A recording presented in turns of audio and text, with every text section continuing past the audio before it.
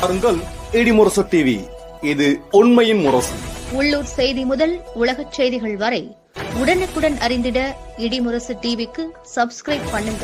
குளித்தலை அருகே எல்லம்மாள் ரேணுகாதேவி கோவில் கும்பாபிஷேக விழா நடைபெற்றது.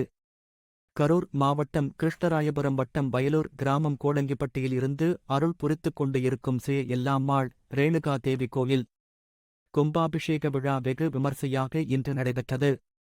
காவேரி ஆற்றில் இருந்து புண்ணிய நதி தீர்த்தம் கொண்டு வரப்பட்டது.